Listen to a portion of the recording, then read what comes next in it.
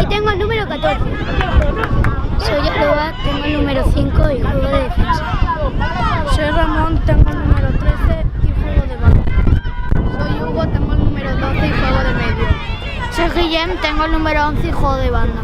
Soy Néstor, tengo el número 6 y juego de banda. Soy Andreu, tengo el número 9 y juego de delantero. Soy Rafa, tengo el número 10 y juego de banda. Soy Vicente, tengo el número 7 y juego de delantero. Soy Sergi, tengo el número 8 y soy medio centro. Soy Sofía, tengo el número 1 y soy portera. He tirado yo, el portero la ha parado y ha pegado al palo y tú has metido. Sí.